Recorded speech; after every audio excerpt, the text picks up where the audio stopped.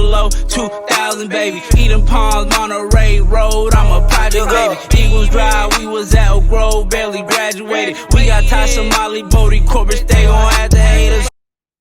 What's up, everybody? Welcome back to another episode of the New Media Podcast. I'm your host, Ya. We hope you enjoyed the last episode because, as always, today's going to be an even better episode. I got the whole crew with me. Everybody's in the house today, and Week 13 is right around the corner, so it's only right that we talk about that, and we're also going to do another game of overreaction and not overreaction. But, of course, before we jump into today's topics, how's everybody doing today? Temperature check. Feeling good, man. Let's get the show on the road. Feeling good, man. We got a bye week this week, you know what I'm saying? So it's a little relaxed week for us, and we keep it pushing. I don't know about all that, man. You know, any given Sunday. But, it's cold, man, but I'm doing great. But let's go ahead and jump right into it. We'll go ahead and kick things off with the first game that'll kick off Week 13 of the NFL season for us. On Thursday, we have the Buffalo Bills on the road playing the New England Patriots. What's the spread on this? Bills minus 3.5. See, that kind of makes sense to me. It's a divisional matchup. I mean, you're going up against Bill Belichick, and we've talked about this multiple times. When he's going up against a divisional opponent, Bill Belichick can go toe-to-toe with anybody. But just give me Josh Allen in this one. It's hard for me to go against him in general. I feel like this is going to be a close game, and the spread does make sense. But I'm going with Josh Allen just because of the more talented offense. And I feel like Mac Jones might struggle in this game against this defense. They are picking up some injuries, but I still feel like they're solid enough defense to do damage. So give me the Bills in this one. Yeah, I mean, we know what Bill Belichick does, and when he goes up against divisional teams and their best players. But I feel like this one's going to be very close. But I'm gonna have the Bills coming out and getting this W. I just don't feel the Patriots offense is up to par with the Bills offense, and I do think Josh Allen gets back on road, gets a couple touchdowns, and hopefully he doesn't throw any more interceptions. But who knows what can happen with this Patriots defense? So spread 3.5. I feel like that spread's realistic. I think they'll win by 3 or more points. It'll be a close game though. So I got Bills coming out. Yeah, for me, it's pretty simple. I'm gonna go ahead and take the Buffalo Bills. I'll also take this minus 3.5 spread. I'm just confident in the Bills right now. You know that they got back-to-back wins since that loss to us. They beat the Browns and they beat the Lions. Yeah, so now they're just gonna try to keep this thing going because they got to play catch up to the Chiefs, man. They don't want to play playing in Arrowhead in January. So go ahead and give me the Bills in this one. But I hope it's an interesting game. It's a Thursday night game. You know, they don't tend to be good games. But we'll go ahead and move on to our first game on Sunday. We have the Pittsburgh Steelers on the road playing the Atlanta Falcons.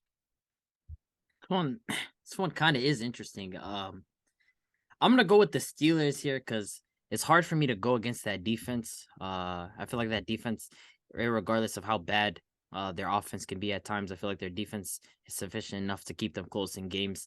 And they might do a lot of damage to Marcus Mariota in this game. I mean, it's not like Mariota's airing out the ball or anything, or he's causing threats in the air. So I feel like this is a game where the Steelers can really capitalize on turnovers and make big plays on defense. So give me the Steelers in this one.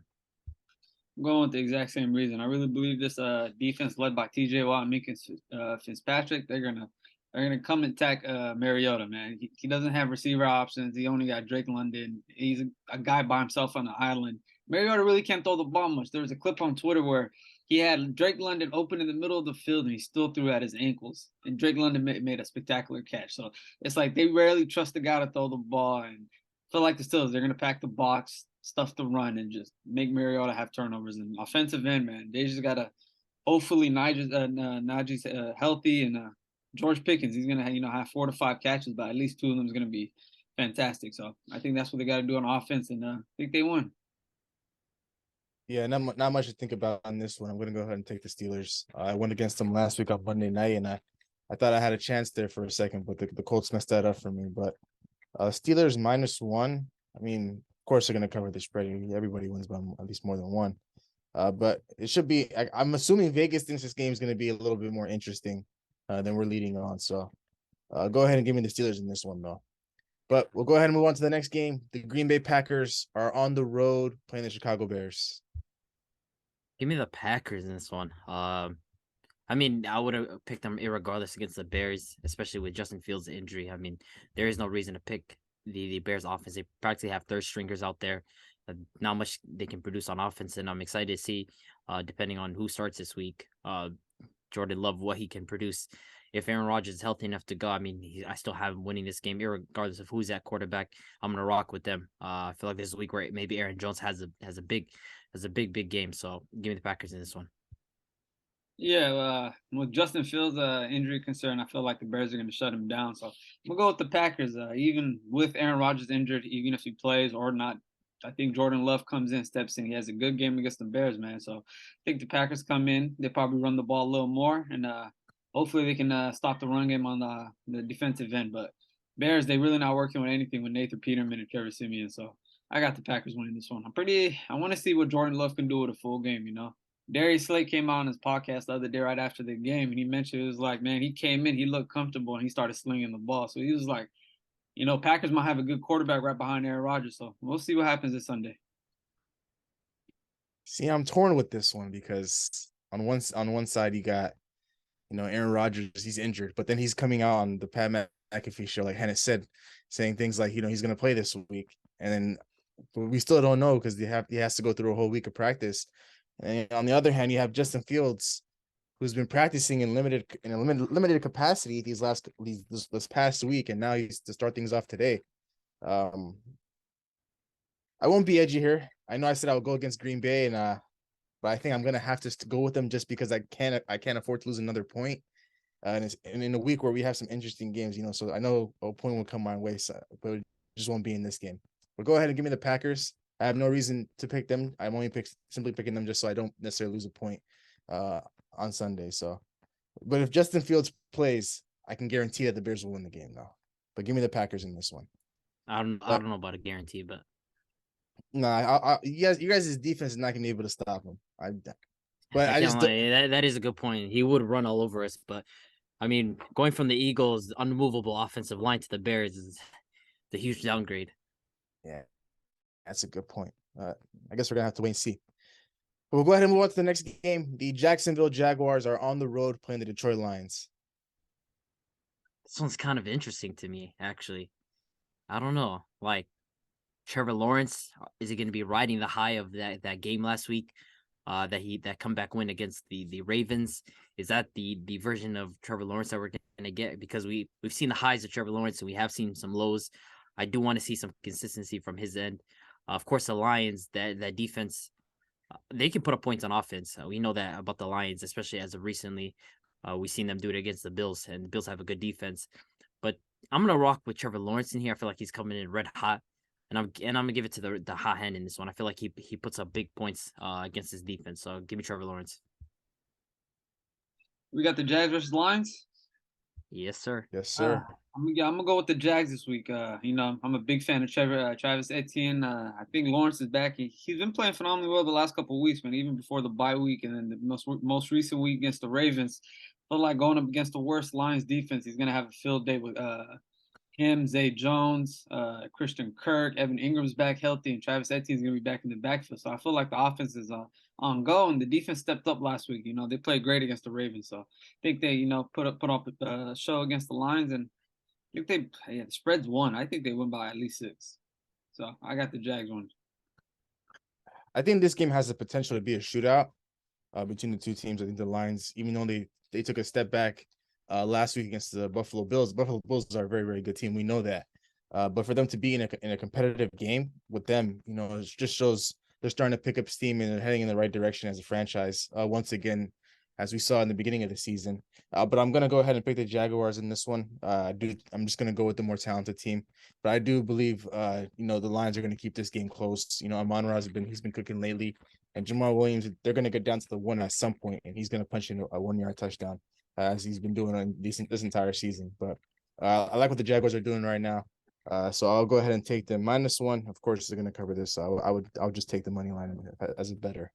But we'll go ahead and move on to a more interesting matchup. The Washington Commanders are on the road playing the New York Giants. And I'm guessing Washington is favored in this. Commanders -2.5. I'm gonna go with the Giants in this one. I'm gonna go with the team that's been on a losing streak as of recently. The team that's on a losing streak, and they are getting some starters back that are healthy. I think they're getting back Evan Neal and a couple other players back on that team. So I feel like the Giants, they're coming in, losing some games.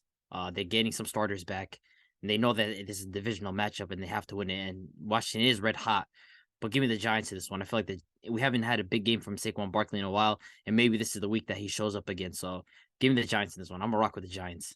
Yeah, perfect. I needed this one. I'm going with Taylor Heineke and the Commanders, man. Last week, Chase Young was healthy, was ready to go back, and got sick the day before the game, so they held him back. This week, he's back and healthy. So Evan Neal, whoever's on that O-line, whatever they bring out, it's going to be tournament season. That front seven for the Commanders, they're going to go to work and they're going to feast. They're going to feast. There's a reason why, Saquon hasn't been doing good the last couple of weeks. Team's been stacking the box, forcing Daniel Jones to throw to these Walmart receivers that can't, make a move by themselves. They can't get yards after the catch. So I'm going to go with it. Brian Robinson, Taylor Heineke, Scary Terry, and that offense plus that defense been playing phenomenally well the last 7 weeks. So let's go Commanders. Yeah, I guess I got to go with the Commanders in this one, man. I said that the Giants' downfall was going to start a couple weeks ago when they lost to Seattle, so I think that's gonna continue here. I think every point that Big H made is valid and true. The Commanders are just a hotter team right now, and I think they play each other. I think twice in the next 3 weeks. I think Saquon will have a big day against them. I just don't think it'll be this game. I think when they go back to Washington and play each other again, that's where Saquon will have his game. But it just won't be in this one. So go ahead and give me the Commanders in this one. But we'll go ahead and move on to the next game. The Tennessee Titans are on the road playing the Philadelphia Eagles. A.J. Brown revenge game. Ooh, I said it last week that the Titans' record is 1-4 against teams with winning records. They don't simply beat very good teams, and I don't see a reason for them to be able to beat this team, this Eagles offense. Of course, we know that they can just do it rushing, and A.J. Brown's looking to have a monster game. And I don't think the Titans have the defense to stop at least A.J. Brown on the outside. We know that they have a defense that's been playing great all season, but against teams that have winning records is the reason why they're 1-4. And give me the team that's 10-1. The team that's just been dominant all season. So I'm gonna go with the Eagles in this one. Yeah, I'm gonna go with the Eagles 10-1. Titans, I feel like last week their game plan was to try to run the ball, and they didn't do that. I feel like the Eagles, to be honest, to be fair, the Eagles' run defense has looked horrible the last couple of weeks. To say that, hey, they're gonna come in and stuff Derrick Henry, I don't think that's a possible chance. But do I want to gamble my pick on picking the Titans with Tannehill? Nah, I'm gonna go with the Eagles. I feel like it's gonna be a close game just because of the offense, but I think Derrick Henry has a field day against them. But spread says 5. I think it's going to be less. So I go with the Eagles. Yeah, I'm picking the Eagles in this one. But I am looking forward to the revenge game for A.J. Brown. But do I believe he's going to have one hell of a day? I don't know, man. I on one hand, I think Jalen Hurts is going to force feed him. I think the whole game plan this entire week is to, get A.J. Brown the ball, get him in space, and at least try to get him going early so he can get cooking later on. But I think the Titans do a good enough job containing him. And I think this game will be a little bit more close simply because the Titans have a respectable defense. And they're just going to have to ride Derrick Henry to the very end. So I do have the Eagles winning this one. I just don't think they cover this spread. I think they probably win by 4 points. So go ahead and give me the Eagles, though. We'll go ahead and move on to the next game. The Denver Broncos are on the road playing the Baltimore Ravens. You'd have to call me crazy to ever pick the Broncos this season. I already swore them off. I'm not going to pick them. Give me Lamar Jackson. Of course, this offense doesn't do anything, but that's kind of funny saying that about the Ravens when on the other side you have the Broncos offense. It's literally the worst in the league. These guys are just terrible on offense. Russell Wilson's cooked, and the Ravens defense has been playing great. Bar last game towards the end, but overall they have been playing great, and I don't expect Russell Wilson to fix his season this late. I don't see a reason for them to be able to win this game. So give me the Ravens in this one. Maybe Lamar Jackson is able to get back on track, but I don't see a reason for this Ravens offense to really carry them in this game. But their defense has just been playing great, so give me them. Yeah, I'm not doing a bottle cap for the Broncos ever again. I hope they lose the rest of the games they have left in the season. And yeah, I'm gonna go with the Ravens, man. There's nothing to say about this Broncos offense. The only thing I want to say is I heard half his teams didn't want to show up to his birthday party over the weekend. So yeah, we know that they don't mess with him in this. Let's go Ravens. And what type of teammates they got in that locker room, man. That just goes to show he's lost the locker room already. And we're only in week 13 in the season. But yeah, to add on to what you guys have all said, I'm never picking the Broncos again. I'm pretty much forced to pick the Ravens here. I think they're the more talented team. I trust Lamar Jackson more than I do with Russell Wilson, and that's just it. There's nothing more I can add to that. Go ahead and give me the Ravens. Their spread right now is -8.5. I don't think they're talented on offense. They're not that great on And offense. the Broncos defense is still respectable. They're good enough to not Yeah, let that happen. yeah. So maybe by like maybe 6 points probably. I don't think they cover this 8.5 spread though. But give me the Ravens. We'll go ahead and move on to another game. The Cleveland Browns are on the road playing the Houston Texans. Deshaun Watson has returned from his 11-game suspension. He hasn't played in over 2 years, I believe, and he's finally making his debut against his old team. So I guess we're calling this one a revenge game as well. You know, of course, we can talk about the preseason and how he looked in the games that he showed up, that he was playing in. Maybe looked a bit flunky, but I mean, at the end of the day, Deshaun Watson is one of the more talented quarterbacks in the entire NFL, and that's for a fact. And he's going up against his old team, and the Browns still have a good enough offense with Amari Cooper and with Nick Chubb there to be able to do damage. And getting a guy like Deshaun Watson instantly lifts this offense. I don't care how long he hasn't played football. This is still Deshaun Watson that we're talking about against a talentless Houston team. So give me the Browns in this one. What's the spread on it? -7. That's a bit too high for someone that's coming back from not playing football for a while. But I'd say they win this game by maybe 3 points, maybe like between 3 and 6. I don't see seven's a bit too high for me. A whole touchdown, I don't know. I don't know if Deshaun Watson is able to put up points like that on his first return. So give me the Browns this one. The Texans aren't a very good team. They're tanking obviously. So give me the Browns in this one. I'm gonna take the Browns, man, but I really don't think that spread's gonna happen. Deshaun Watson's first game in how long? Been almost 2.5 seasons? It's been a minute. So for him to come back, game time speed, get used to it, it's gonna take him a while. 7 points is a lot. I feel like it's gonna be in that 3 range. But hey, it might be a good look for the Browns. You know, they're playing well by themselves, even without Deshaun Watson. You know, they lost a couple games earlier in the season that were very close. They gave up a couple leads. They lost more games down the line, like by 2 points, 3 points. They've been very close games for them. So they got a star quarterback coming in, stepping into that pocket for them. So it's looking bright for them next season, although they have no first round picks. But they still got Deshaun Watson. Yeah, man, I'm rolling with the Cleveland Browns in this one, man. Deshaun Watson, one of my favorite quarterbacks in this league. I am excited that he's back. Do I condone his actions? No, I don't. Let's not get it twisted. But I do believe that this game is going to be a lot closer than people think. There's just no way the NFL is going to let Deshaun Watson come back after being suspended for over a season and a half, and just come in and just dominate this game. The referees are going to keep this game close. The Texans, you know, they're gonna get away with a lot of, you know, late hits on him, you know, just because. But I still believe the Browns, Deshaun Watson won't have the greatest games because, of course, he's coming back from not playing football for quite some time. I think Nick Chubb will lead the way, and maybe Deshaun Watson will be in the range of maybe 180 yards to 210, and he'll possibly rush for a touchdown and throw for one as well. So, Davis Mills, and well, I don't even think Davis Mills is starting quarterback anymore. I think it's I don't even know who's their starting quarterback. It's I have no idea who it is either. Kyle Allen. So Kyle Allen, they're starting quarterback now. I think he'll be able to keep the game a little bit close. Dameon Pierce, he's been pretty much quiet these past couple of weeks. I think he makes a little bit of a resurgence today in this upcoming game. So, but overall, give me the Browns in this one. I'm glad Deshaun Watson is back, and it's gonna be an interesting rest of the season for the Cleveland Browns. We'll go ahead and move on to the 1:00 games now. Actually, no, I'm wrong. We're going to talk about the last 10 o'clock game. The New York Jets are on the road playing my Minnesota Vikings. I mean, the Jets defense is very much respectable. We know that they're one of the better defenses in the entire NFL. I am excited to see that matchup between Sauce Gardner and Justin Jefferson. I think that's going to be a matchup to watch. So we're going to see if Sauce's watch is as real as it gets, going up against arguably the best wide receiver in the NFL. But overall, I'm going to go with the Vikings this one because, I mean, is Mike White going to put up 3 touchdowns and have that monster performance again? I don't know. We're going to it's really a wait and see approach with him. I think he's obviously a better quarterback than Zach Wilson, and this offense still has pieces around it. The defense is still good enough. What's the spread on it? I'm curious. -3. Yeah, makes sense. I'm going to go with the Vikings this one. The more talented offense, the offense has been putting up points consistently. Of course, this Jets defense is as legit as it gets, and they are going to keep the game close. But give me the more talented offense. I do believe Mike White's gonna have that same performance he had last week.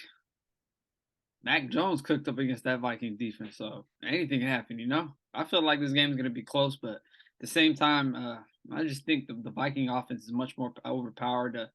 I really believe it's going to come down to the run game for both teams, and Jets don't really have a run game, so I'm going to rock with Dalvin Cook, Kirk Cousins, Hawkinson, Thielen, and JJ. I'm really excited to see that JJ versus Sauce Gardner matchup, but end of the day, I think the Vikes are going to come out and move along to 10-2. Yeah, I think Mike White is very, very capable enough to have a very similar game he did last week against the Bears. Man, our defense is it's depleted, but we're slowly getting guys back. We're getting Dalvin Tomlinson back this week, and I think Caleb Evans, another guy who's in our secondary. Cameron Dantzler's return is right around the corner. So slowly but surely, our defense will go back to normal. Basically to how it looked in the beginning of the season, where we just used to generate a lot of pressures at the quarterback and force a lot of turnovers. But with that being said, of course, I've rocked with my team all season. I haven't gone against them once, and I won't do that this entire season. I'm going to go ahead and pick the Minnesota Vikings to win this one. I do believe it'll be a little bit of a shootout. Mike White and Kirk Cousins might go back and forth a little bit. The Jets defense is very respectable, but at the end of the day, we have Justin Jefferson, and we can run the ball a little bit with Dalvin Cook if our offensive line decides to hold up. And we have other playmakers like Hawkinson and Thielen, and I'm starting to trust Kirk Cousins a little bit more and more each week. So it's going to be an interesting matchup, like you guys said, between Sauce and JJ, and I'm looking forward to it. But go ahead and give me the Vikings. I think we probably win this game by 6 points. So we do cover this -3 spread. But that wraps up the 10 o'clock slate. We'll go ahead and move on to the 1 o'clock slate. The Seahawks are on the road playing the Los Angeles Rams. There's been absolutely no reason for me to pick the Rams this season, and I won't do that at all. This team is just terrible on offense. Their defense not look good. They're getting older. They need to switch something up. So I'm gonna go with the Seahawks in this team, the better overall team on every single level. So give me the Seahawks in this. Yeah, there's not much to say about the Rams, man. They got us three coming out on field, starting from them. Yeah, quarterback, yeah, running back. I'd be a receiver, and we're not capable of anything. So give me this, my Seahawks. I feel like we're gonna have a field day on them, and it's gonna be fun for us. So let's go Seahawks. Yeah, I mean, I did say in our last episode, I thought it was funny how the Rams are just starting to shut everybody down and look towards next season, but they don't have any picks. But of course, we did discuss that the Rams might just blow this whole thing up, and we'll talk about them in a little bit, of course, when we do our overreaction, not overreaction. But I'm gonna go ahead and pick Seattle on this one. I think this is a very, very good bounce back spot for them. Them losing to the Tampa Bay Buccaneers in Germany. It was a little bit of a close game. They started to make a fight. They started to fight back towards the end, but just wasn't enough. And then against a team against like the Raiders, that game was going back and forth too. Turnovers could have gone either way. They could have played a little bit better here, for Gino. But it's overall, 6-5. They're still in good shape. They just got to get this win right now against the Rams, and they got to do it pretty comfortably. So they, don't try to keep this game close. Anything can happen on Sunday. But go ahead and give me the Seahawks in this one. The spread -7.5. I don't know. Aaron Donald's not going to play.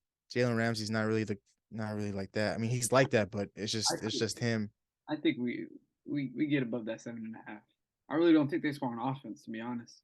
Yeah, I don't think so either. I think to be honest, we're gonna see a matchup between Jalen Ramsey and DK, right? I think this game, Kenneth Walker probably goes back to what he was doing before that Tampa Bay game where he was rushing for 100 yards and a couple touchdowns, stuff like that. So go ahead and give me the Seahawks in this one. I'll take the spread as well, -7.5. But we'll go ahead and move on to, I think, the most interesting matchup in our 1 o'clock slate. The Miami Dolphins are on the road playing the San Francisco 49ers. This is an interesting matchup because, we got to test if Tua's watch is real as it gets. He's going up against a legit team, going up against a legit defense. Give me the 49ers in this one, man. I feel like coming into this game, if there's any team that can probably come up with a game plan to try to stop Tua, it's going to be the Niners. I mean, they're going to try to generate pressure on him, try to make him as uncomfortable as possible. Of course, he has elite wide receivers on the outside that make life easy for him, but I feel like the Niners are going to attempt to really get onto Tua this game. So I'm going to go with the Niners in this one. There's been a lot of trash talking going on both sides, and maybe Jimmy G cooks this game because he's been hearing the noise, man. So I'm gonna rock with my guy Jimmy G in this one. I don't even want to call him my guy, but just because you're going against Tua, I gotta rock with Jimmy G. So give me the Niners this one. Maybe there's some bias in me picking the Niners, but I feel like they're gonna win this game. So That's the hater in you, man. That's the hater in you. nah, there's some hater, but there's some trust in the Niners. There's some trust. Nah, I'm going with the Niners. I'm not gonna lie. I really believe this defense. They haven't given up a point. I think in the second half in the last 4 games, if I'm correct. 57-0 in the second half, the last 4 games. Man, that defense is in motion right now. And offense, really, last week they really didn't do much against the Saints. I mean, tough sledding for them. But I feel like this is gonna be a bounce back week. I know CMC didn't practice today. They're still questionable about his knee, spiking up. Who knows what's gonna happen Sunday with him? But Eli Mitchell's already out, man. They're pretty banged up at running back at this point. But Debo, Kittle, Ayuk, those other guys got to step up. And I don't think Miami's defense that great either. So I got the Niners winning. I feel like it's going to be a close game, but if CMC and Carr are healthy, it's going to be a fun one. Go Niners. Man, I thought we were gonna, have a bit of a disagreement on this one. But I'm gonna have to go with the San Francisco 49ers. I'm gonna agree with you guys on this one. I'm a bit surprised by that.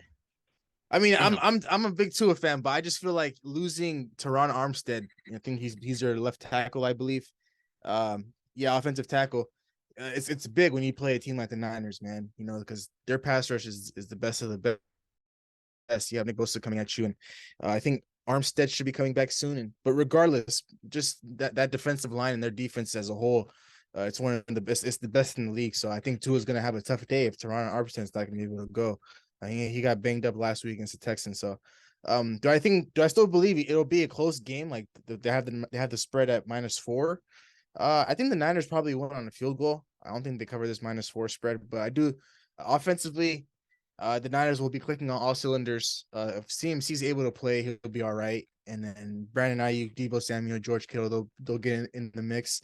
I'm just really interested to see how they try to play against Jalen Waddle and Tyreek Hill, two speedsters. The Niners haven't been tested like that in terms of receivers like that, and elite receivers have gone off against them. So it's gonna be an interesting match, And Tua's my guy, but unfortunately, that injury to Teron Armstead really had to sway my pick. So I'm gonna pick the Niners in this one.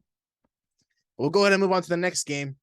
The Kansas City Chiefs are on the road playing the Cincinnati Bengals. We are getting an AFC Championship game rematch in this one. This is a showdown. Jamar Chase is playing in this game, right? Jamar Chase said he's ready to go. This is gonna be a showdown, but I'm gonna pick the guy that's the MVP right now, the guy that's going to win the award. Give me Patrick Mahomes. It's very hard to best Patrick Mahomes two times in a row. I know he's seething from losing that game against the Bengals in the AFC Championship, but I gotta rock with him in this. I feel like the Bengals defense has kind of been up and down this season. They have played good at times, but I'm gonna rock with the guy that's the MVP frontrunner. It's hard for me to go against Patrick Mahomes, so I'm gonna rock with him in this game.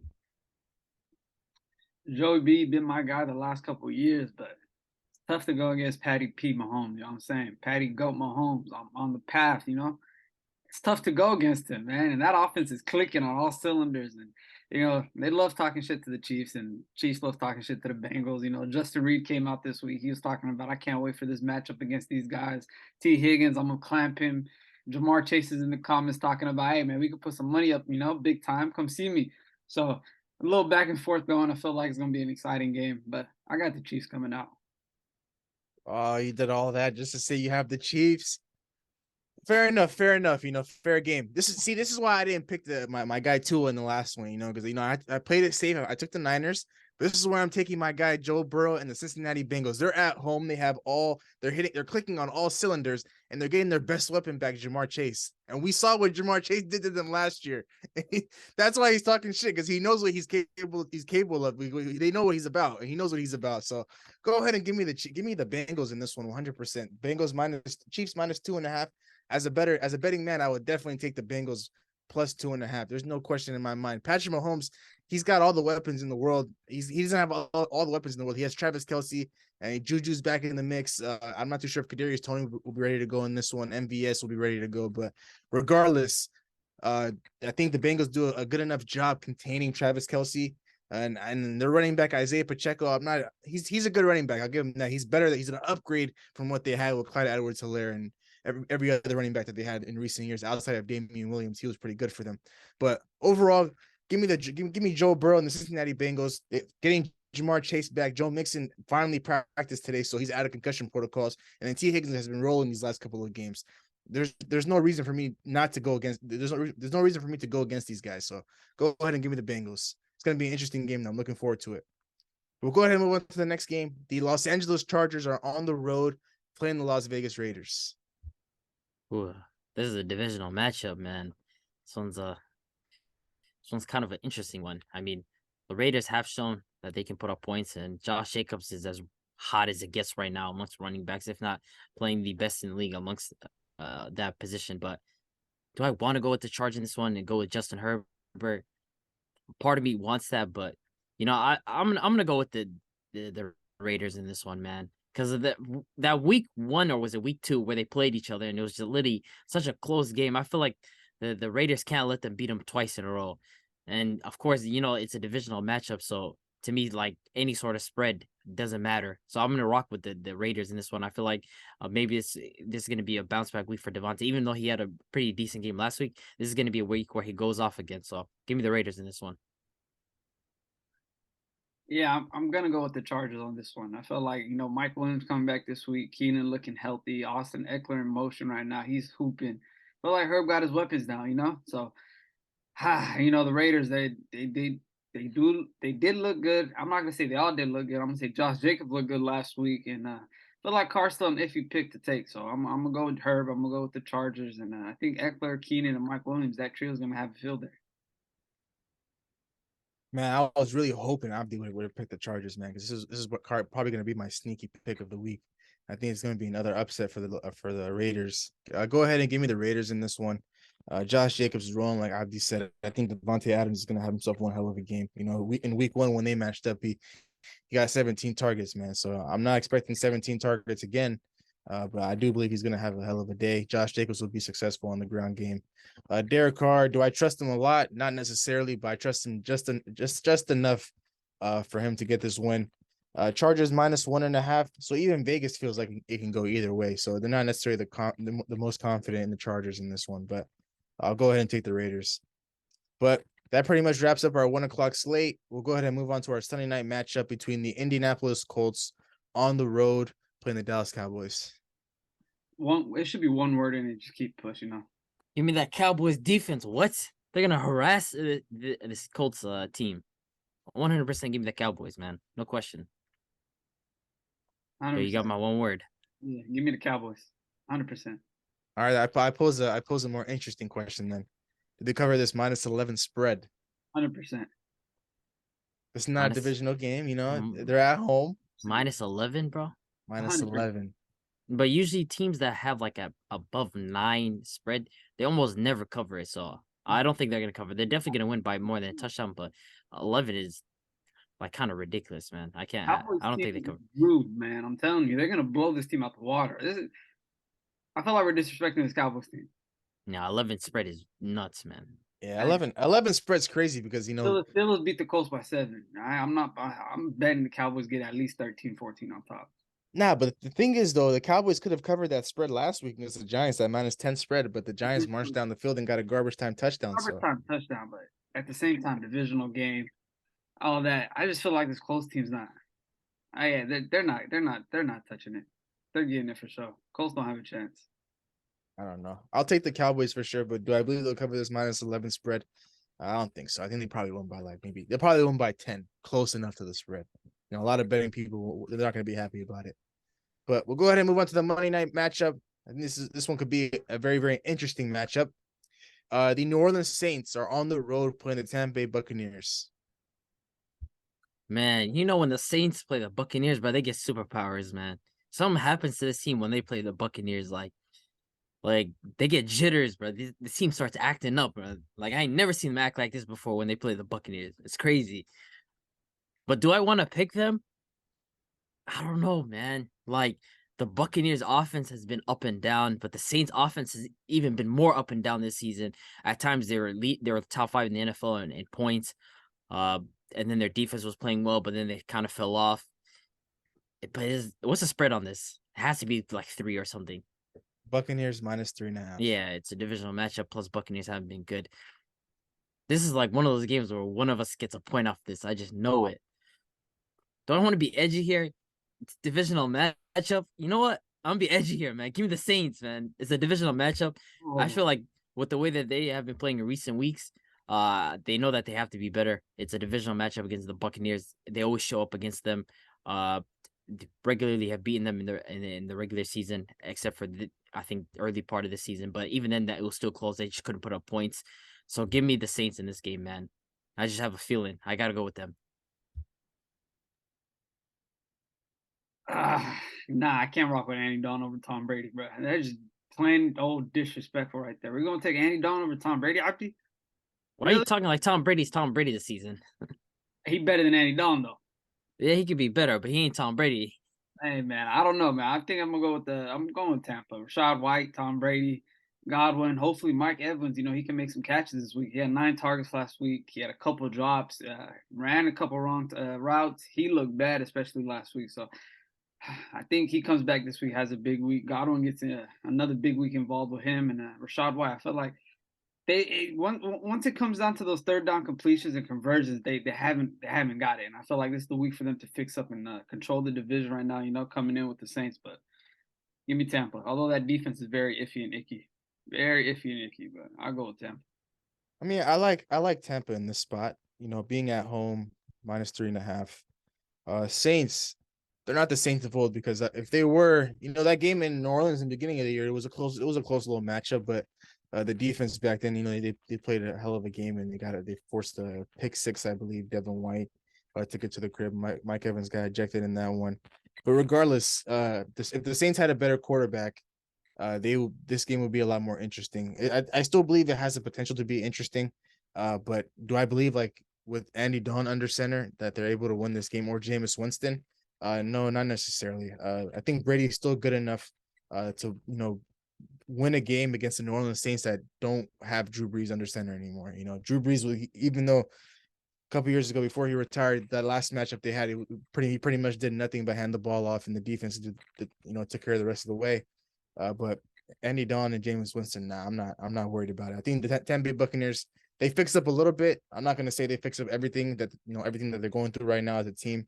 Leonard Fournette, I'm not too sure if he'll be able to go. He's had a couple weeks off and the bye. But Rashad White, he's been a great fill-in. So I'm confident in this Buccaneers team right now in this game, in this spot, and I trust Brady a little more than I do with any quarterback that the New Orleans Saints put out there on Monday. So go ahead and give me the Buccaneers. But that wraps up our Week 13 NFL predictions.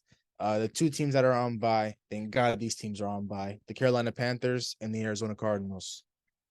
But now that we're done with Week 13 and our predictions, I want to go ahead and move on to our overreaction and not an overreaction game. We have about 7 statements that we want to get to you guys, and so we'll go ahead and kick things off with number 1. The Broncos need a bench Russell Wilson. Overreaction, bro. You paid that guy like crazy. You have to play him. Not an overreaction, because he's the same 2 cheeks of ass as the backup quarterback. So I'm going to have to go not an overreaction. So I believe it's not an overreaction, simply because the season is lost, right? There's no point for the Denver Broncos to even keep their guy that they paid $250 million to under center. What's the point? You might as well try to – actually, it doesn't even matter. You can't even try to tank or anything, because the Seattle Seahawks have your pick. So just keep your guy out of harm's way. Might as well bring in the backup quarterback for this team, and then just call it a season for Russell Wilson and have him pack it in for next year. Even get guys like Cortland Sutton out of there. Get guys like Jerry Jeudy out of there. And, of course, Javonte Williams, he's been on the shelf for 5-6 weeks now due to a torn, ACL or torn Achilles. So there's just no point for the Denver Broncos to have Russell Wilson start every game. But you paid him that much, and it's like it's just an overall bad look benching the guy that you brought for all these draft picks and all this money that you paid to him. It's I say overreaction, not because of his play or anything, but just because of how much you invested into him. You're almost forced to play him. That's a good point, but yeah, you're thinking about it from that perspective. I'm just thinking about it from more like a health perspective. Like, what's the point of keeping him out there uh in a season that's already lost? And it doesn't matter if you win or lose these games. The Seattle Seahawks have your first round pick, so you might as well just try to keep your quarterback out of harm's way, and then just look forward to next season. And not they shouldn't only just bench Russell Wilson. They should bench all of their main guys. Everybody on, not the defensive guys specifically, but everybody on offense, like Cortland Sutton, Jerry Judy, and that's about it. And Russell Wilson himself, but not an overreaction on my end. But number two, the Buccaneers are going to miss the playoffs. Overreaction. That division sucks. Regardless of what happens, that division's terrible. So they obviously have a chance of still making it. So that's an overreaction. Overreaction for me, yeah. Like I said, the division's pretty horrible. They got a couple games left against the Saints. I think they have one more against the Panthers, and they have one more against the Falcons. So overreaction for me. I think they make it. Yeah, I think this is overreaction as well. Just you guys all hit around the head. The division being that sorry, and Tom Brady being the best quarterback in that division. There's always going to be a chance for this team to make the playoffs. They have the talent offensively. They just need to put it all together. They probably won't put it all together this year, but they'll just sneak their way into the playoffs. And who knows what Brady can do in the playoffs with the way the season's going right now. But I won't count him out. I'll say that. Go ahead and call this one a overreaction. This was interesting though. Lamar Jackson is playing his way out of a contract. The biggest overreaction, like spam the overreaction button. That's like crazy overreaction. The Ravens are playing against Lamar Jackson. They're hoping Lamar keeps playing like this so they don't have to pay him. I mean, like there's absolutely no way Lamar is playing out of a contract. If anything, he increases his value every single week, putting up with this sorry offense and these sorry pass catchers outside of Mark Andrews. So big overreaction. Crazy overreaction. Crazy overreaction. They got some garbage truck drive. Like we talk about the Walmart receivers Daniel Jones has, but Lamar Jackson got equal receivers, man. They might be worse than Walmart. We can call them Funex, So big overreaction for him. I feel like he's been playing great himself, given what he's been given on the team. So overreaction. I feel like he's gonna get paid regardless if it's not from the Ravens. I hope he holds out and it can be from another team. I'm going to go not an overreaction, simply because it's not the hater in me talking. It's just the realist in me talking. Think about it like this. Yes, the Baltimore Ravens have not provided weapons for Lamar Jackson. Correct. 100%. We get that. But just look at his play in the last, I would say 6, 7, maybe 8 games of the season. He's only had maybe 3 or 4 games over 200 passing yards. There's not a single game over 300 passing yards since that week. I think it was week 2 or 3 against the Miami Dolphins. Lamar Jackson, man, the reason why I believe he's playing his way out of a contract is simply because he's just not putting up crazy numbers. And this helps the Baltimore Ravens case when you think about it. Yes, of course, everybody knows they're not helping him out with the receiving core that he's working with. Everybody knows that. But like Lamar Jackson had the opportunity to take what they gave him, right, at the beginning of the season and just hold out. But instead, not only did he go into this season without a contract, he decided to not hold out and play without one. So this is kind of like a 50-50 split on both sides, in my opinion, on whose fault it is. Of course, the Ravens have to be better. They have to treat their franchise quarterback a lot better. And Lamar Jackson, he has to be smarter. I understand you want to get paid what you're worth, but at the same time, you got to be realistic in terms of the money you're looking for and the situation you're in. He just didn't analyze the situation fully. Of course, Rashad Bateman was supposed to be his wide receiver 1, and of course he has Mark Andrews. But at the same time, what if one guy goes down, just like Bateman did? Who else is going to step up? They're bringing in guys like 36-year-old Deshaun Jackson, who 1 week said on the Pivot podcast, "I want to play football again." Next thing you know, the Baltimore Ravens sign him. So I do believe this is not an overreaction. Lamar Jackson will get paid. Will he get paid the money he's looking for, the fully guaranteed contract? No, I don't. I believe he will not get paid that this offseason. So not an overreaction. Number 4, the Bengals will repeat as AFC North champions. Not an overreaction. They got Jamar Chase back. The offense is starting to click. I mean, they did it last year, and they have a similarly talented group, maybe the exact same group as they did last year. that's absolutely not an overreaction. So I mean, at this rate, that the way they've been playing, if they're able to pick up a win this week, I mean, they're coming for that top spot. So Yeah, not an overreaction for me. I feel like the Ravens later on in their schedule, they got some tough games coming up. I feel like they dropped some close games. Do they play the Bengals again? Do the Bengals play the Ravens one more time? Pretty sure they do. They play one more time in Cincinnati. Yeah, they're both tied right now, 7-4. They're sitting right next to each other. Yeah, not an overreaction. They got Jamar back, they got Mixon back, so it's possible for them to win this division again, and they're right there. So I'm going to go not overreaction. You know, as I mentioned in our Week 13 predictions, I have the Cincinnati Bengals beating the Kansas City Chiefs.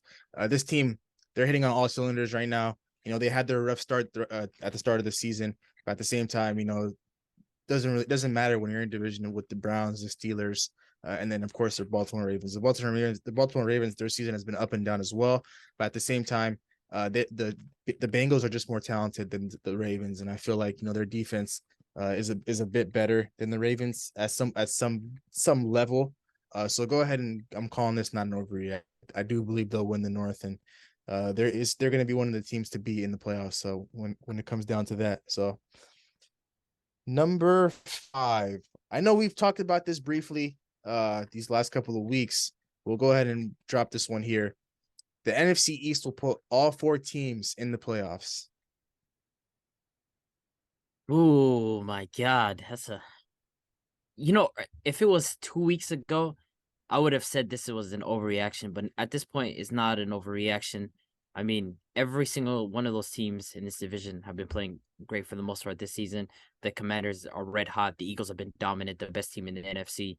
The Cowboys getting back Dak recently, and they've just been lights out.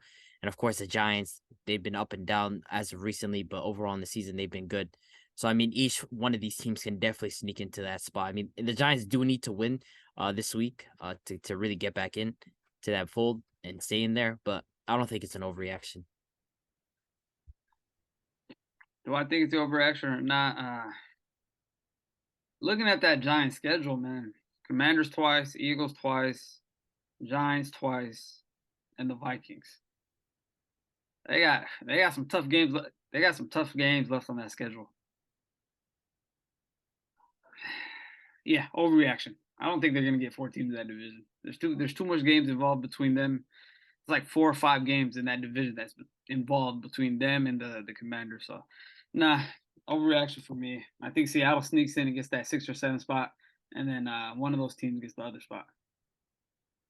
I'm going to go overreaction as well, simply because what Big H said. The New York Giants, I've said this 2-3 weeks ago when they lost to the Seattle Seahawks. The downfall of their season was going to start then, simply because, you know, what they were doing. Yes, it was a crazy story, and it was a respectable story. Everybody loved it. You know, Brian Daboll, what he did, you know, coming into the franchise that, you know, wasn't necessarily successful in recent years, and changing the culture, and, you know, getting wins here and there, getting about 5-6 wins in the first 7 weeks of the season. You know, they got some big wins too. So, but I do believe this is an overreaction, simply because they're gonna have, like Big A said, the Giants are gonna have to play some good teams, and the Washington Commanders twice in the next 3 weeks on your schedule. They're a good team. They're a good defensive team. Then you have to play the Minnesota Vikings. Of course, that's my team, and we're a great team. And they have some other tough matchups along the way. So if there's one team that can drop out of the NFC East, I do believe it's the New York Giants. I do believe that the Dallas Cowboys, the Washington Commanders, and the Philadelphia Eagles can all clinch a playoff spot. But I just don't see the Giants making the playoffs anymore. You know, like Abdi said a couple of weeks ago, we had this discussion. Yes, I would call this not an overreaction, but just the way the Giants have been playing these last couple of weeks, I'm worried. I was worried against Seattle when they played Seattle, and I'm worried today. So I'm calling this an overreaction. We'll go ahead and move on to the 6th one. The Jets should stick with Mike White for the rest of the way. Not an overreaction, not an overreaction, not an overreaction whatsoever. Zach Wilson is a garbage quarterback. Mike White needs to be the starter. End of. Not an overreaction. I finally seen Elijah Moore smile after 2 years. He looked happy on the field. I seen Denzel Mims smile. Not an overreaction. They just look like they look happy right now. You know, the ball's getting slinged. They're passing the ball. They're missing Brees also.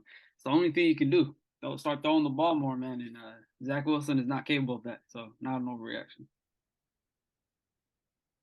Yeah, I'm gonna have to agree with you guys on this one, just slightly. The Jets. I'm gonna go ahead and call this not an overreaction. I do believe they should stick with Mike White, but what happens when Mike White starts to struggle a bit? You know, of course, you know Mike White, he can air the ball out, but there's going to be certain points in the season where, you know, he runs into a good defensive team and he maybe throws two or three picks. Do you continue to keep Zach Wilson in street clothes, in a hoodie, on the sidelines with the headset, and just have Joe Flacco be your backup for the rest of the season? I honestly don't know if they should do that, to be honest, because if you're going to continue to keep Zach Wilson, who I believe, I'm not a fan of Zach Wilson. I'll go ahead and say that. I said that he's not going to be here. He's not going to be the starting quarterback for the Jets next year. But a guy that you drafted that high in street clothes for the rest of the season, you know, you're making it as clear as day that you're going to move on from him this offseason. So, you know, Zach Wilson's confidence is in the gutter at this point, and you know, at the end of the day, he put himself in this position. You know, if he plays a little bit better, he's probably still a starter against the Chicago Bears, but that's just not the case here. So I'm going to go not an overreaction. Mike White's just a bridge quarterback. The Jets know what they have to do. They have to go back to the lab. They have to go back into the draft and try to hit on a young QB once again, as they've tried for the last like 5-6 years. So not an overreaction. We'll go ahead and we'll move on to the last one. This one will spark a bit of a discussion. The Green Bay Packers should trade Aaron Rodgers in the offseason and build around Jordan Love. Overreaction as of this moment. And the reason why I'm saying that is, like, yes, Jordan Love has shown some flashes, but like at the end of the day, this is Aaron Rodgers that you're talking about. Like, he's not some washed quarterback. Aaron Rodgers is still leading the NFC in passing touchdowns, even in a down year for himself, even in a year the Packers haven't looked good. So to trade him means that you're handing the keys off to Jordan Love. And the NFL, we all know this, it's very hard to find a franchise quarterback. Teams try to find a franchise quarterback. It's incredibly hard. And the Packers have had success. They've gone from Brett Favre to Aaron Rodgers. And now we have seen some flashes from Jordan Love. But is Jordan Love the franchise quarterback for the Green Bay Packers? I mean, I think we'd have to see these upcoming games if Aaron Rodgers doesn't play, because it's a big jump just to trade Aaron Rodgers and then you hand off to Jordan Love and it's unsuccessful. So I think it's an overreaction as of this moment until we see more from Jordan Love. Overreaction. We haven't seen enough from Jordan Love. I feel like they're panicking too much. But Christian Watson, I feel like he's an up and coming receiver for the Packers. I think Aaron Rodgers deserves another chance after this year. You know, they put him in a predicament without Devontae Adams, and it kind of looked bad. But I feel like the chemistry might be different next year. So give Rodgers another chance, and I feel like it's an overreaction. Give Rodgers another chance. Wow, that's crazy. I believe this is not an overreaction because let's put it this way. The Packers have pretty much nobody at wide receiver. They have up and coming talent in Christian Watson and Romeo Doubs, and of course Allen Lazard, who's been there for quite some time. And then of course you have Aaron Jones as your running back, and that's pretty much it. And AJ Dillon, but for this segment, we're not going to mention AJ Dillon. I don't have anything good to say about that guy. So it's Aaron Jones, Allen Lazard, Romeo Doubs, Christian Watson. Randall Cobb will be off this roster soon. What is Aaron Rodgers work? What is he working with? What's the point in paying this guy $50 million with an offensive roster like this? Yes, you have a great running back in Aaron Jones, but your receiving core is literally one of the worst in the NFL. And of course, we can all say, you know, Rodgers can make something out of nothing. Like, yeah, that's cool, but like, we want to be real here. Aaron Rodgers is just going to be wasting the last few good years of his career on a team like this if he stays in Green Bay. So I think it'd be if the Green Bay Packers were a smart organization, they would move on from him this offseason, have somebody take on that contract, and, you know, just go into next season with a guy like Jordan Love. You already have the younger receivers in Christian Watson and Romeo Dubs. Jordan Love's been there for 2 to 3 years now, and he's shown some flashes in the preseason and in the very last game, versus the Philadelphia Eagles, where he came in the fourth quarter and had a couple touchdowns, or like one touchdown and a nice couple drives here and there. So you have a guy like Jordan Love, Christian Watson, and Romeo Dubs. Just let the young guy work. There's no point. Like the outlook for the Green Bay Packers for the next 5 years, they're not winning the NFC North and they're not winning a Super Bowl. So it would be pretty much no point to bring back a guy like Aaron Rodgers who you're paying $50 million a year to, just to be around a team, to be their leader and stuff like that. Like, there's just no point. Aaron Rodgers only has 3, 4, 5, maybe 5 good years left under him, and then after that, we're gonna see a downfall. And you don't think it's a leap though? Just like it's a big leap of faith to just hand the keys off to Jordan Love until we see more from him. Like, imagine if Aaron Rodgers finishes out this season, like he continues to play. Like, isn't that a big leap of faith just to be like, okay, let's trade Aaron Rodgers, just give the keys to Jordan Love? It is a big leap of faith, but at this point, the Packers have to do that because what's the point of having Aaron Rodgers on your roster? It's cool to have him on your roster. Like, yo, I have Aaron Rodgers as my quarterback. Yeah, it was fun to say maybe last year and 2 years ago, but today in 2022 and next year in 2023, there's no point in saying, yo, I have Aaron Rodgers as my quarterback when we know he's working with Christian Watson on one side, Allen Lazard on the other, and then Romeo Dubs right next to him. Like, what's the point? Like, the outlook for the Green Bay Packers next season will just be the same thing as this year. They're not going to make the playoffs. They're not going to win a Super Bowl. And Aaron Rodgers is just going to be stuck there making $50 million a year and going on the Pat McAfee show on Tuesdays. So yeah, I mean, but at the same time, that's again, that goes back to what I was saying. Like, if Jordan Love had a sample size where we can be like, okay, there's definitely a potential player in here, then I could be like, okay, that makes sense why the Packers would end up trading. But there is no sample size that exists here enough to be like, okay, let's go trade Aaron Rodgers. Like, and like Aaron Rodgers is gonna fetch you a huge amount of return. Let's be honest at this point. Even if even if he's still a great quarterback, he's not gonna fetch you that much of a return. The guy's old. Let's not forget this guy's old, 40 plus years old. He's not gonna fit you like a huge sum of what you want. So I mean, maybe he's gonna fetch you. I don't even know if he fetches you a first. I'll be honest. No, he's definitely not fetching you a first round pick. Yeah, I mean, so it's just like, but listen though, like. Of course, but the thing is, when you're trading a guy like Aaron Rodgers at this point in his career, you're not looking to get back at like a return. You're looking to get rid of the contract. You're just looking to get rid of the contract and take on the dead cap and all the money that comes with it. Just getting rid of that $50 million contract, and you got to take the leap of faith. And I feel like that where we'll see the sample size for Jordan Love will be later on this season. I think maybe the last 3 or 4 weeks, when the Packers are pretty much playing for nothing and their playoff hopes are shattered and they're already eliminated out of the playoffs. I think the Green Bay Packers as an organization will just say, yo, we'll throw in Jordan Love here, and Aaron Rodgers is already banged up. He's dealing with a broken thumb since week 5, as he claims. There's just no point in him to play just to play on a broken thumb in the lost season. So we'll get the Jordan Love sample size this season, I believe, which is why I believe this is not an overreaction, because regardless, if you want to, as a franchise, if you want to move forward, and one guy's I'm not necessarily holding you back. You're not necessarily providing him with the greatest of talents.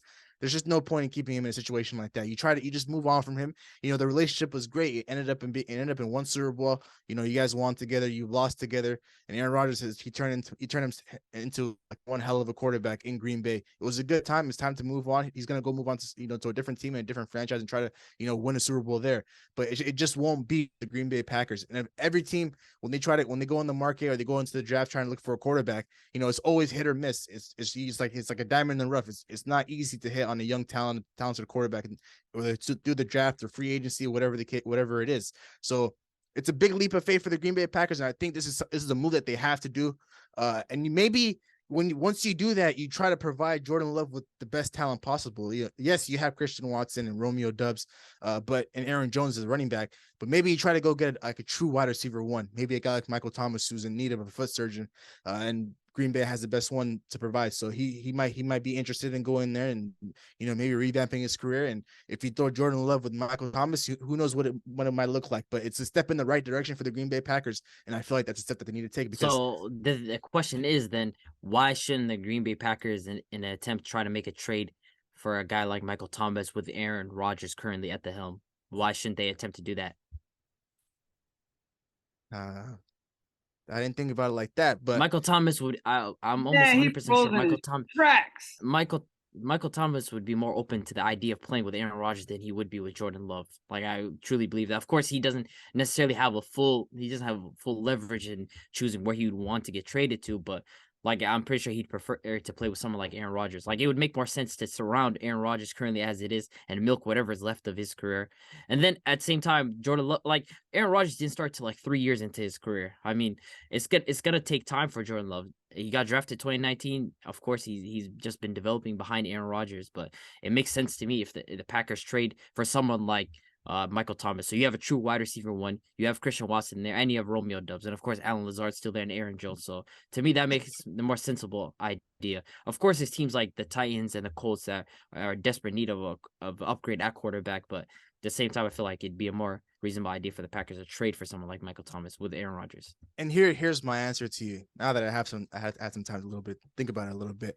The reason why you wouldn't go just keep Aaron Rodgers and then just acquire talent like Michael Thomas or just another wide receiver one is because we've seen that story before with Devontae Adams. There's a lot more problems in Green Bay that just aren't on the offensive side of the ball. Defensively, you know, coming into this year, you raved that they're going to be a top 5 defense, and they haven't looked like that once this entire season. There hasn't been a point this year where I said, wow, the Green Bay Packers defense looked amazing in this game. That's just never been the case, and that hasn't been the case this entire season. So, like, there's just no point in trying to, you know, milk the last couple of years of Aaron Rodgers. Whatever happened in the past years, it happened. You know, it was a good relationship. It was a good journey.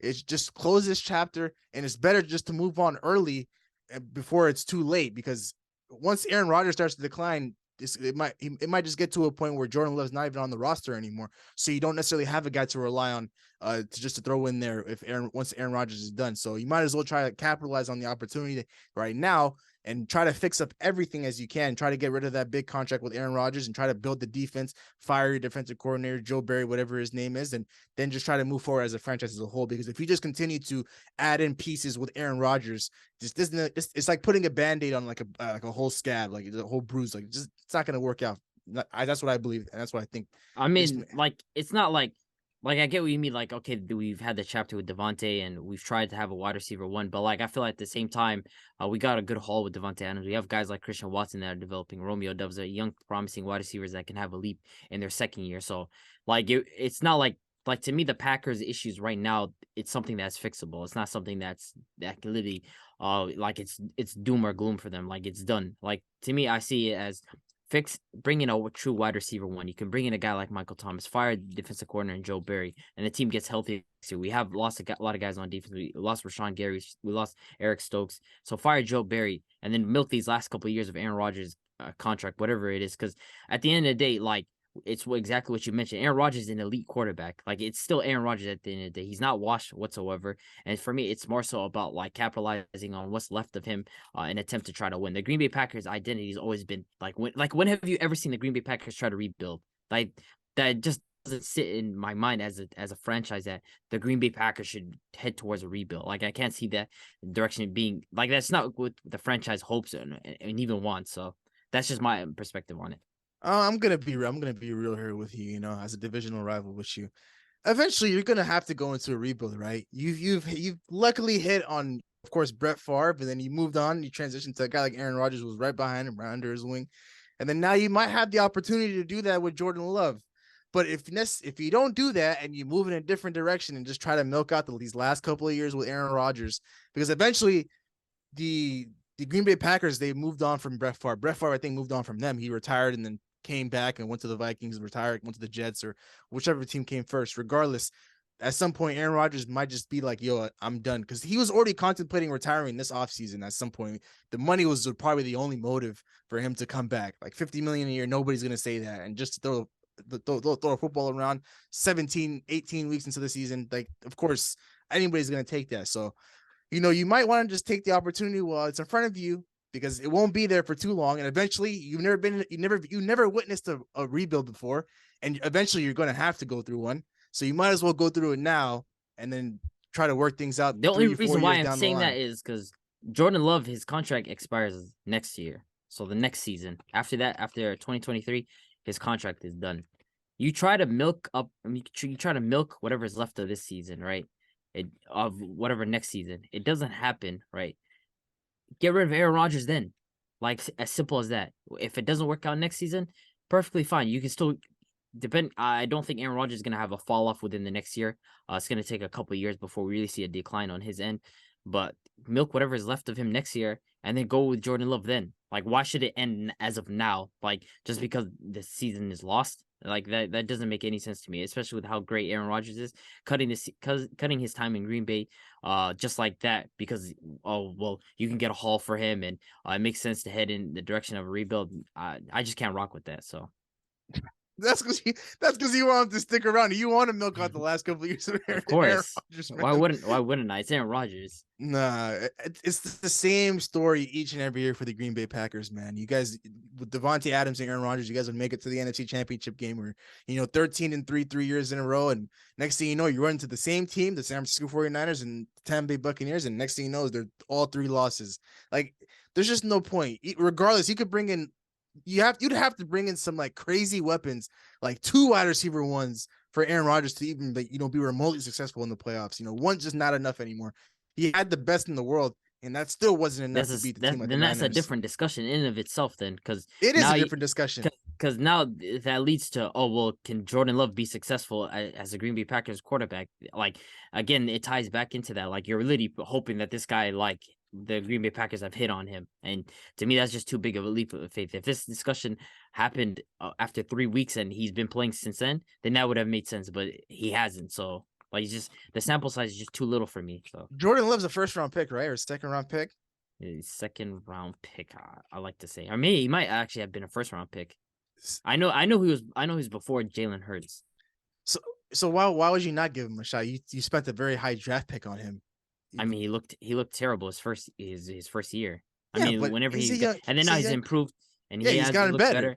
But it's just like, is that enough? Like, he's gotten better. Like, have we seen him in like a full game time? Like, yeah, he came in versus the Eagles and he looked really well. Like, I'll give him credit for that. He looked great.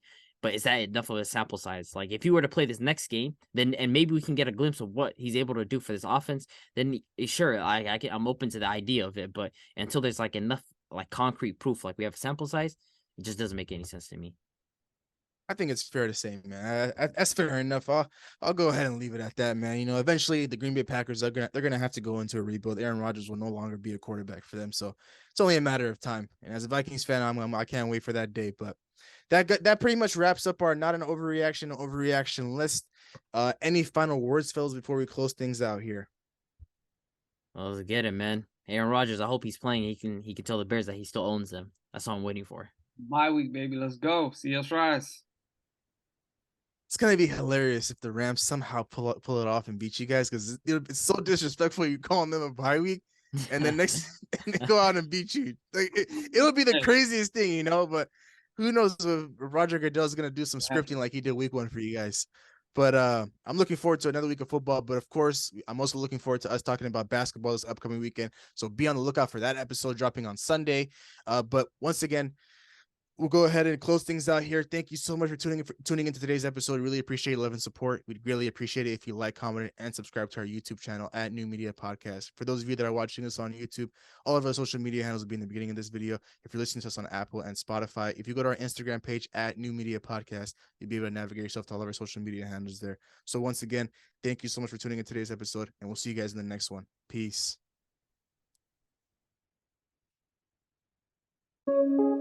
Record a new hit, then we making us a film. Wouldn't sign a deal if I got a couple mil. Been in the lab, now they throwing out deals. Yes, now late, now that's overkill.